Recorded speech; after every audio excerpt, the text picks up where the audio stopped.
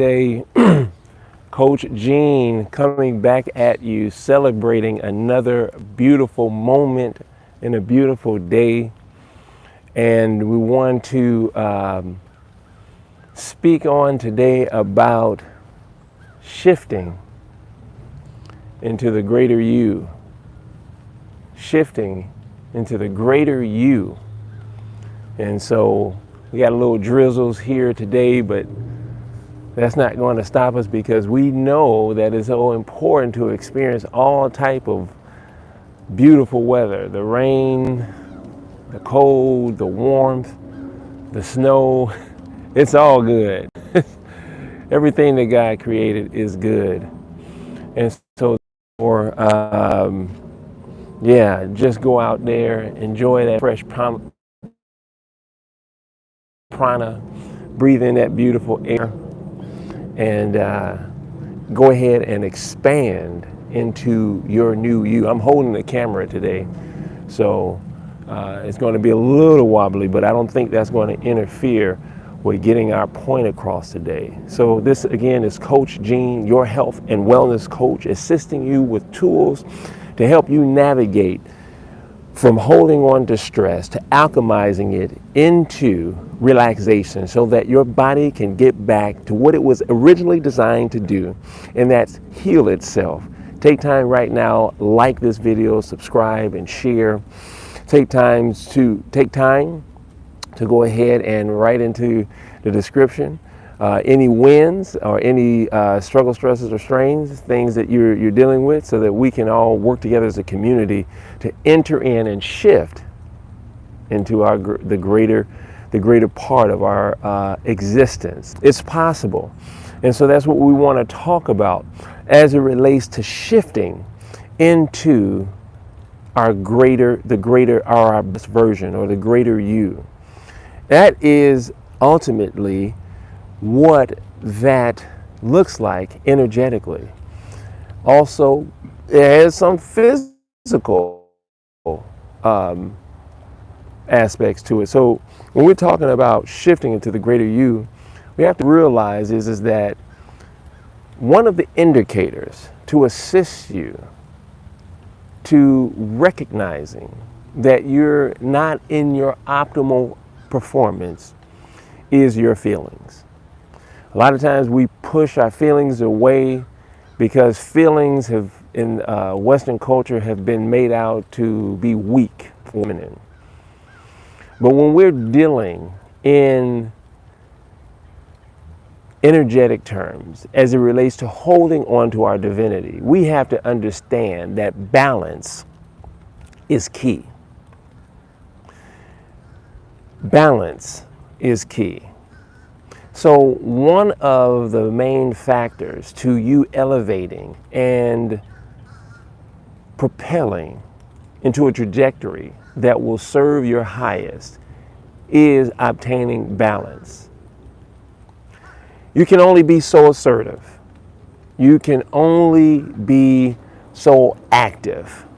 But there becomes a time where you have to learn and understand how to sit and be still. A lot of my clients, I deal with them from day to day with ailments that they're holding on into their body because they have forgot how to feel.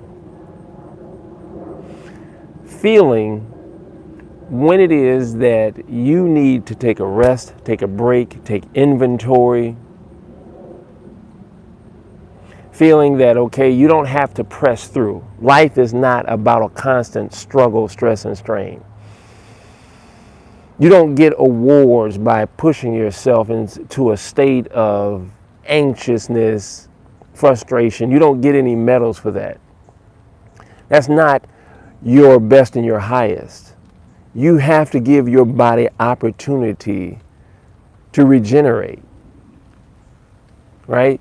It's something in our minds where we have been programmed from our parents or from society that we have to always be in a struggle and stress and strain. If you sleeping more than 4 hours, and if you're not up when where you sleep, somebody else is working. Yeah, to an extent, yes, You need to burn the midnight oil on times. But it's not all the time, right? You can't burn your body can't restore if you're always burning the midnight oil. Your body was not meant or conditioned to do that. It was meant to replenish. But how can it replenish if you don't take time out to be still? And so what I wanted to focus on, one of the things that I want to focus on, you guys know I provide a lot of tools. One of the things that I wanted to focus on is the power, and I get this from one of my sisters, the power of self-empathy or self-empathizing or empathizing with yourself or others, but you start with yourself. Now, let me tell you what self-empathy is not. Self-empathy or empathizing with yourself is not feeling sorry for yourself.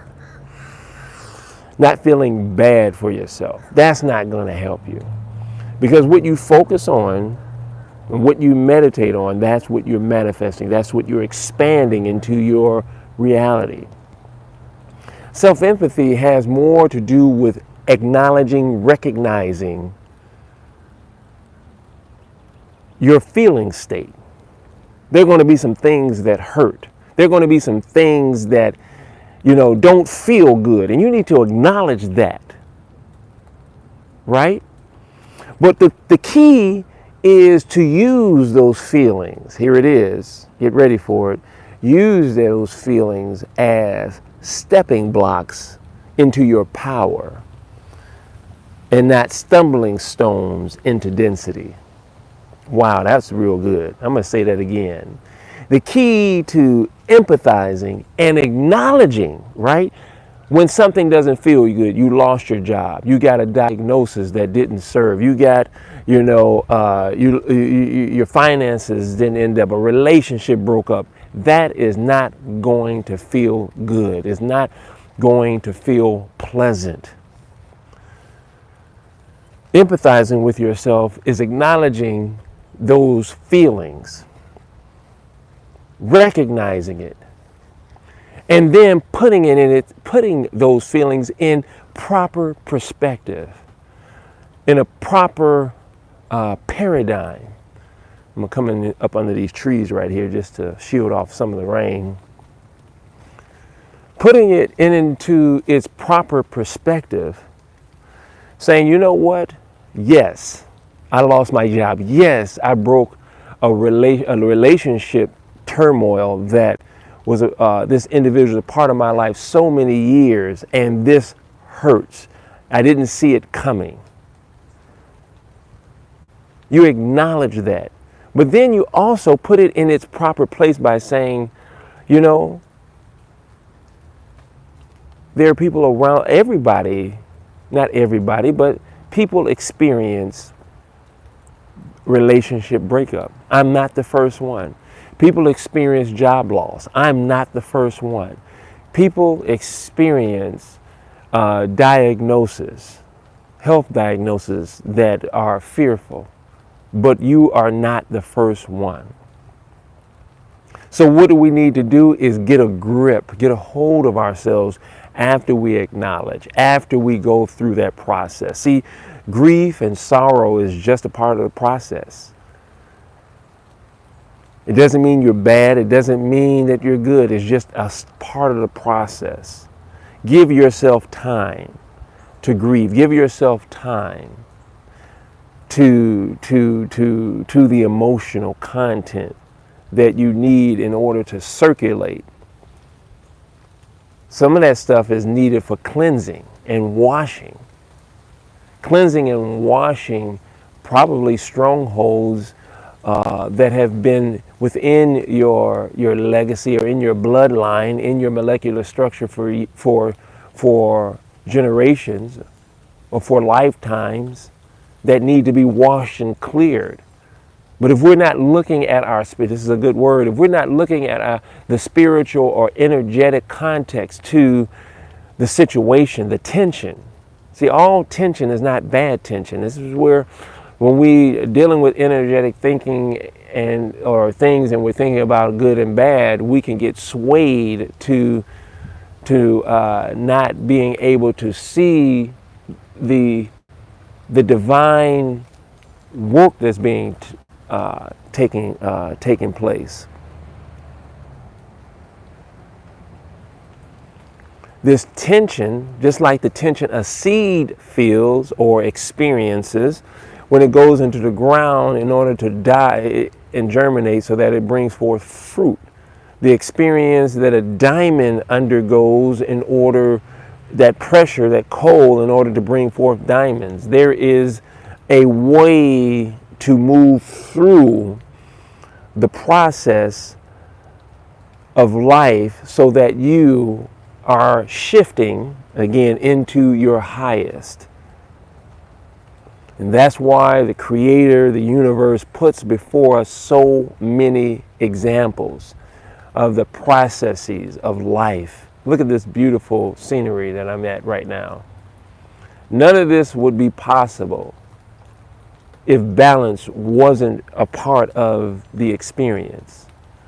Tension and release, right? Yang and yin, death and abundance. So if you're experiencing a heartache or a difficulty, understand that it is a part of your process. You're not the problem. You're not broke. You're okay. You're being purged. You're being renewed. You're being revitalized. A greater you is trying to be born and rebirthed or birthed into this plane, this three-dimensional plane, so that you can course correct your legacy. You can course correct your lineage. Sacred writing talks about that God or the universe would not put more on you than what you can bear. So it's about shifting into the greater you, is about having a right perspective, having a spiritual or energetic perspective about your divinity.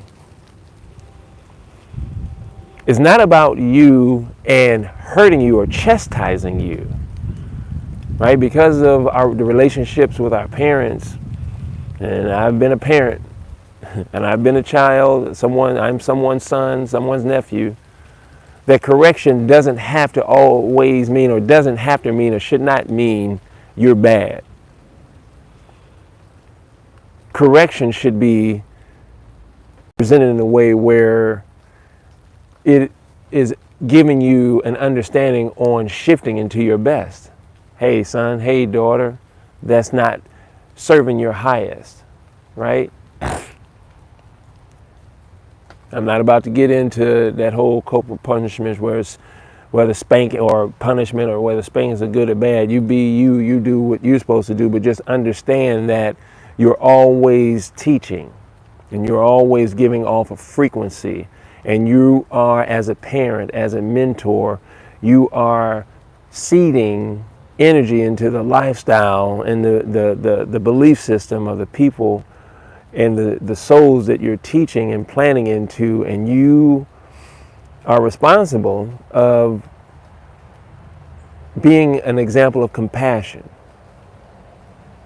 right? I know it's easy to say, but a parent of 4, married 30 years, I think I have some expertise in being able to speak on this.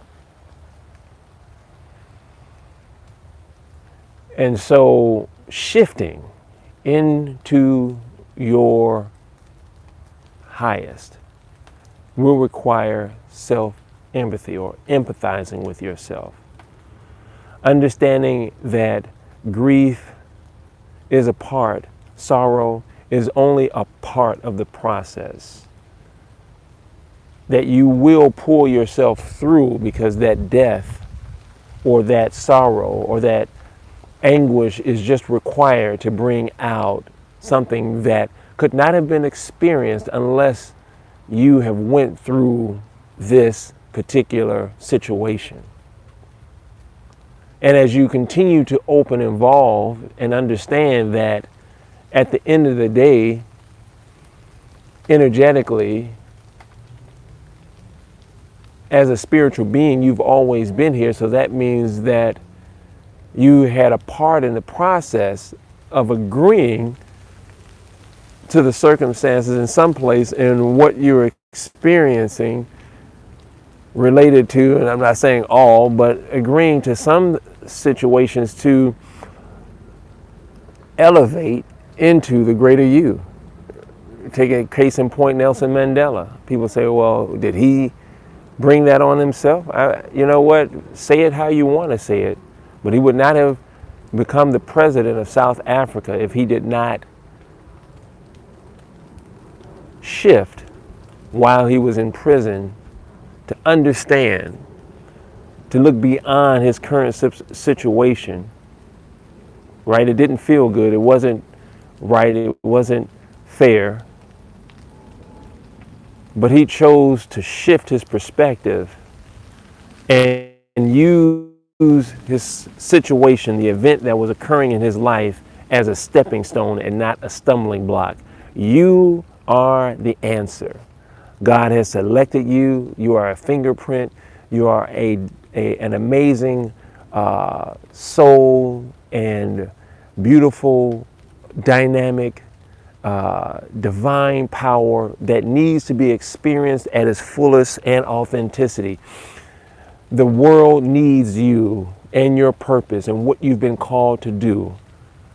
And we're not walking in our highest if we're not related to understanding how to use our feelings and how to use the tensions in life to propel us into our greater portion, into greater abundance. Abundance is always presence. It's just different forms of abundance. You have energetic forms. You have currency and paper abundance. You have air and food and grass. If you put seeds in the ground, they will grow. Not these new GMO scientific seeds. I'm talking about the seeds that originally our purpose here in the earth will grow forth and bring forth not just one apple, but an abundance of apples, abundance of fruit and what have you, that have seeds that will continue to, which we live is all about multiplication. And all we have to do is come in alignment with our gift life. So today's message and encouragement is that you are being shape-shifted into your new reality by experiencing a tension that will build you, that you are responsible to using as a stepping stone. A lot of times we draw out the process of being in the ground and dying and growing up out of the ground. That takes strength and courage. But we tend to think that being in the ground is staying in the ground for a certain period of time is a part of our process. No, it's not. Depending on what type of seed you are. You know, you have a certain tree, I think it's a palm tree, one of those trees that grows deep into the earth for 7 years, but when it's time to come up, it's only months before it shoots, 30, 40 feet into the sky. As above, so beneath. So you are not called to a continual life of suffering, struggling, stress, and strain. That's only, even the terminology is not a struggle. Let's redefine these words that we're using. It's not a struggle, it's an actual necessary tension for development to rid your bloodline and legacy of habits and energy that don't serve you or your legacy moving forward. Your children's and their children, you need to be experiencing something new and greater, and you are the key and the answer to that.